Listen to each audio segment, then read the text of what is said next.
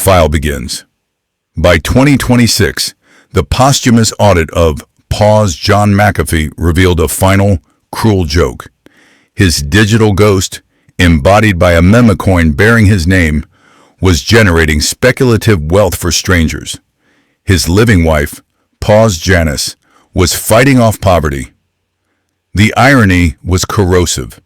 While anonymous traders celebrated phantom gains on the AIntivirus token, his widow publicly crowdsourced funds for legal fees and basic living expenses, an inheritance of pure chaos.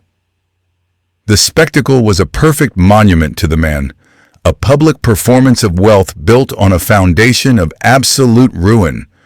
The world was trading his name like a cheap stock, while the one person left to guard his memory was left with nothing. Absolutely nothing.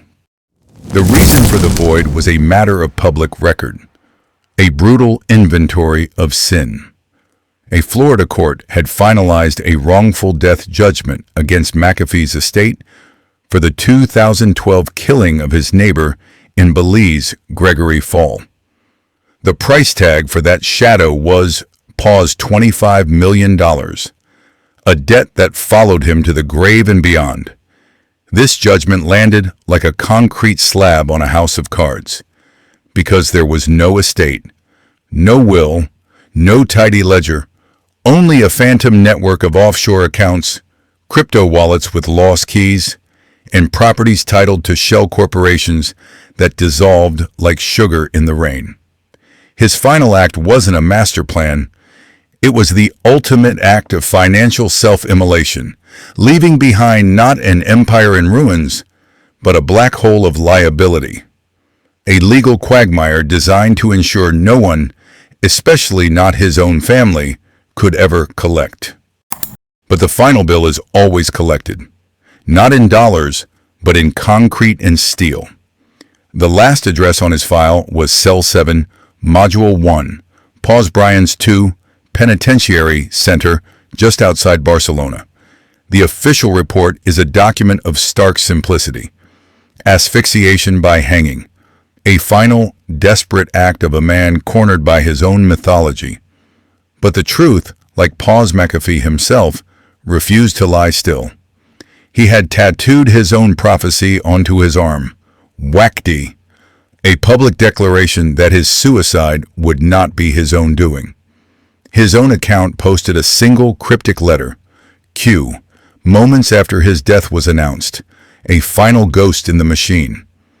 His widow's testimony added fuel to the fire. A story of a man drugged, a pulse still faintly beating when they found him, a supposed suicide note that materialized for the press, but not for his family. This was the end of a long paranoid spiral, one that began years earlier under the Belizean sun. The 2012 death of his neighbor, Gregory Fall, was the Rokovaya Oshipka, the point where the eccentric genius narrative curdled into something darker. McAfee didn't wait for the verdict. He ran, a grotesque flight through the jungle disguised, broadcasting his every move. It was a performance.